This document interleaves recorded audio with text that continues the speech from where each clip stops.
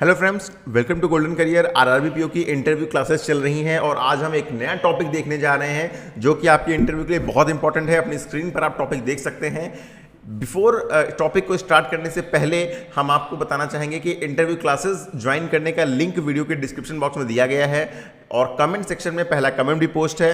Classes को join करिए ताकि आप पूरी वीडियोस देख पाएं एंड वो सब कुछ एक्सेस कर पाएं जो इंटरव्यू के लिए बहुत ज़रूरी है, और जो फाइनल स्टेप है आपके सिलेक्शन से पहले का उसको आप अच्छे से पूरा करें। तो वीडियो के डिस्क्रिप्शन बॉक्स में चाहिए लिंक पर क्लिक करिएगा और इंटरव्यू क्लासेस को ज्वाइन करिएगा। यहाँ पर हमारे पास्ट ईयर के रिव्यू दिए हुए हैं, ये भी आप देख सकते हैं। इसके साथ में इंटरव्यू क्लासेस में आपको क्या क्या मिलता है ये भी आपकी स्क्रीन पर मेंशन्ड है। एक बार जब आप क्लास ज्वाइन कर लेते हैं और उसके बाद आप अपना अकाउंट लॉगिन करेंगे तो कुछ ऐसे पोर्टल आपको देखने को मिलता है। ये सारी देखिए फुल लेंथ वीडियोज़ हैं जो यहाँ पर अपडेटेड हैं और इन वीडियोज़ को आपको देखना है। ये अभी 50+ वीडियोज़ हैं, 50 to 53 वीडियोज़ हैं। आपको लगभग 85, 90 एनीथिंग अबव 80+ वीडियोस यहाँ पर मिलेंगी। जो जितनी भी इंपॉर्टेंट चीज़ें हैं वो हम यहाँ पर कवर करेंगे। साथ में प्लेलिस्ट भी अब अवेलेबल हो गई है, आप क्लिक करके एक बार में सारी वीडियोस लाइन से देख सकते हैं। न्यूज़पेपर, करंट अफेयर्स और इसके साथ में पीडीएफ्स, ये इंपॉर्टेंट पीडीएफ है इंटरव्यू के लिए। ये सारी पीडीएफ जो जरूर पढ़िएगा और 4-5 पीडीएफ अभी और देंगे जो कि काफ़ी इंपॉर्टेंट रहने वाली हैं। तो चलिए अब देखते हैं आज का टॉपिक। केसीसी नाम तो सभी ने सुना होगा ना, किसान क्रेडिट कार्ड। ठीक है, अब ये किसान क्रेडिट कार्ड पहले हम बोलते हैं इसका इंट्रोडक्शन किसने किया था? इसको इंट्रोड्यूस किया था नाबार्ड ने। नाबार्ड के बारे में ऑलरेडी हम आपको बता चुके हैं। ठीक है, national bank for agriculture and rural development. NABARD में इसको 1998 में इंट्रोड्यूस किया था। किसके रिकमेंडेशन पे बनी थी केसीसी? बनी थी आरवी गुप्ता कमेटी के रिकमेंडेशन पे।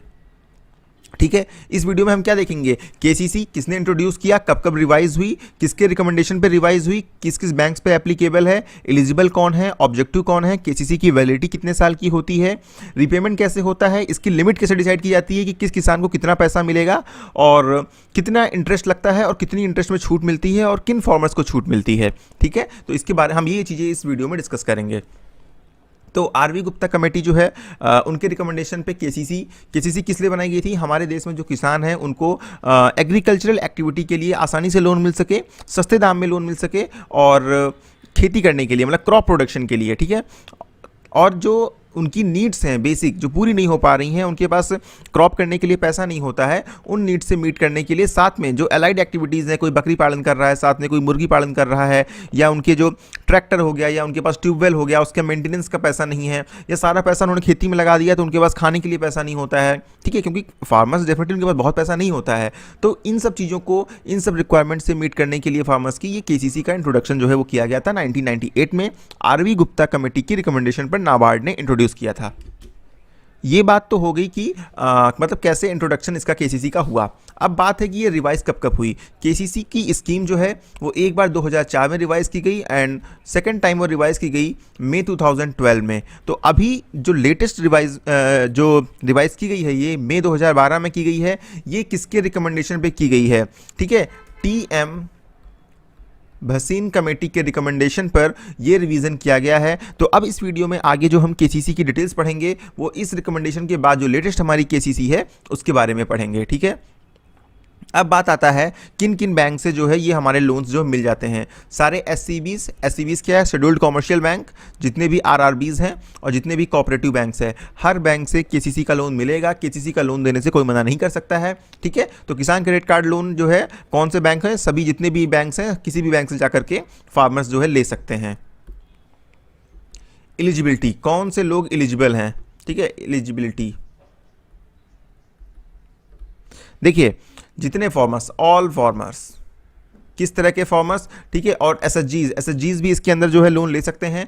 टेनेंट फार्मर्स जो होते हैं या शेयर क्रॉप कोई कर रहा है, ठीक है, जैसे ज़मीन किसी और की है और उस पर खेती कोई और कर रहा है, तो उस रिक्वायरमेंट से भी मीटअप करने के लिए फार्मर्स को लोन मिल सकता है। जरूरी नहीं है कि उसके नाम पर ही ज़मीन हो। ठीक है, लेकिन उसके लिए जो भी प्रोसेस है वो करना पड़ेगा। ऐसे नहीं हो जाता है कि सिर्फ मुंह से बोल दिया कि ये हमारी ज़मीन पे खेती करेंगे और हो जाए। ठीक है, लेकिन उसके लिए प्रॉपर लीगल प्रोसेस जो होगा वो फॉलो करना होगा, तो उनको भी लोन मिल जाएगा। बेसिकली जितने भी फार्मर्स हैं वो मार्जिनल फार्मर्स हो, या स्मॉल हो, या बड़े फार्मर्स हो, बिग फार्मर्स हो, तीनों को जो है केसीसी के लिए एलिजिबल होते हैं। अब एक बात और आती है, मार्जिनल फार्मर्स कौन होते हैं? जिनके पास लैंड होती है 1 हेक्टेयर से कम, वो होते हैं मार्जिनल। स्मॉल फार्मर्स कौन होते हैं? जिनके पास 1 से 2 हेक्टेयर के बीच लैंड होती है। और बिग फार्मर्स वो होते हैं जिनके पास जो है 2 हेक्टेयर से ज़्यादा लैंड होती है, ठीक है, वो हो जाते हैं हमारे बिग फार्मर्स। तो ये होगी eligibility, and marginal, small, big farmers तीनों जो है इसके लिए एलिजिबल होते हैं। अब केसीसी के ऑब्जेक्टिव क्या हैं भाई? क्यों केसीसी जो है लाई गई? हालांकि मैंने पहले आपको थोड़ा सा बताया, लेकिन इसके ऑब्जेक्टिव हैं कि number 1, short term credit requirement for crop production. भाई फार्मर्स को क्रॉप प्रोडक्शन के लिए शॉर्ट टर्म फंड की ज़रूरत होती है, ताकि वो इन्वेस्ट करें और वो अपनी खेती कर सकें, वो लोग जो है क्रॉप प्रोडक्शन कर सकें। तो उस रिक्वायरमेंट से मीट करने के लिए भी हम केसीसी देते हैं। नंबर 2, पोस्ट हार्वेस्टिंग एक्सपेंसेस मतलब भाई हार्वेस्टिंग हो गई, उसको स्टोर करना है, उसको बेचना है, ले जाना है, खर्चा आएगा, तो उसके लिए भी हम जो है केसीसी किसान क्रेडिट कार्ड में लोन दे सकते हैं। नंबर 3, कंजम्पशन रिक्वायरमेंट मतलब किसान पूरा पैसा लगा दे रहा है, उसके पास जितना भी है, तो उसके पास खाने पीने के लिए थोड़ा बहुत और चीज़ों के लिए तो थोड़ा बहुत पैसा उसके कंजम्पशन के लिए चाहिए, हाउस होल्ड यूज़ के लिए चाहिए, तो वो भी हम दे सकते हैं। कैसे डिसाइड होता है कितना पैसा देना है, ये हम अभी आगे बताएंगे, ठीक है। Number 4, maintenance of farm assets. जैसे उसके पास भाई ट्यूबवेल है, उसके पास जो है और चीज़ें हैं, जो भी हार्वेस्टिंग के इक्विपमेंट्स हैं या ट्रैक्टर है, उसके मेंटेनेंस के लिए भी हम इसको पैसा दे सकते हैं। अगेन कितना पैसा दे सकते हैं, किस हिसाब से डिसाइड होता है, ये भी हम आगे इस वीडियो में डिस्कस करेंगे। नंबर 5, एलाइड एक्टिविटीज़ के लिए भी जो है हम लोन दे सकते हैं। एलाइड एक्टिविटीज़ मतलब भाई खेती करेगा, खेती के साथ वो छोटा सा मुर्गी पालन या फिर बकरी पालन भी साथ में करना चाह रहा है, या मछली पालन करना चाह रहा है, तो उसके लिए भी हम यहाँ पे कवर अप कर सकते हैं, उसके लिए भी हम लोन दे सकते हैं। तो ये तो हो गए केसीसी के ऑब्जेक्टिव, किस वजह से मिलती है। अब एक बार जो केसीसी का लोन देते हैं उसकी वैलिडिटी क्या होती है? जो केसीसी का हम लोन देते हैं उसकी वैलिडिटी होती है 5 साल की।